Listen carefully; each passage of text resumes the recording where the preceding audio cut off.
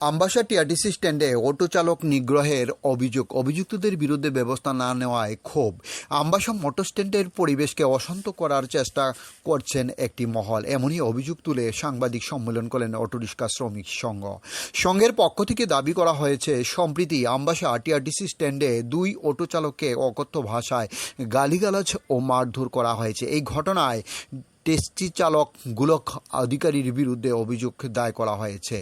Auto rickshaw শ্রমিক সংঘের secretary Subrata Debnath জানান, কয়েকদিন আগে একটি বিষয়কে কেন্দ্র করে গোলক অধিকারী 2 অটো চালককে গালিগালাজ করেন এবং নেপাল দে সহ আরও এক চালককে গাড়ি দিয়ে ধাক্কা দিয়ে মেরে চলে যান বলে অভিযোগ। আহতদের দ্রুত ধলাই জেলা হাসপাতালে নিয়ে যাওয়া হয়। অভিযোগ, সেখানে গোলক অধিকারী ও তার সহযোগীরা গিয়ে উত্তেজনাপূর্ণ পরিস্থিতি সৃষ্টি করেন। ঘটনার পর আমবাসা টিআরটিসি ও নাইলেলাবাড়ি অটোরিক্সা শ্রমিক সংঘের পক্ষ থেকে আমবাসা থানায় গোলক অধিকারী ও তার সহযোগীদের বিরুদ্ধে লিখিত অভিযোগ দায়ের করা হয়। তবে অভিযোগকারীদের দাবি, 24 ঘন্টার বেশি সময় পেরিয়ে গেলেও পুলিশের পক্ষ থেকে এখনও কোনো দৃশ্যমান ব্যবস্থা গ্রহণ করা হয়নি। সাংবাদিক সম্মেলনে সুব্রত দেবনাথ অটোরিক্সা শ্রমিক সংঘের দীর্ঘদিন ধরে শান্তিপূর্ণভাবে কাজ করে আসেন, কিন্তু একটি গোষ্ঠী দলবল নিয়ে স্ট্যান্ডের অশান্তি সৃষ্টি করার চেষ্টা করছেন, যা আমরা মেনে নেব না।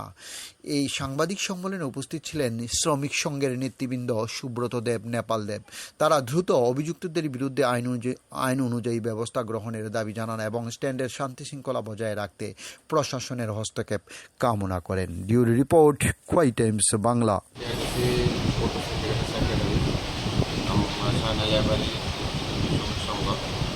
আমি বিগত দিনে একটা সমস্যা হয়েছে, রবিবারে ঘটনা। বিষয়টা হয়েছে, আমরা ফুটবল সিন্ডিকেটের বহুদিন ধরে আমরা শান্তিভাবে আমরা চলতাম চাই, থাকতাম চাই।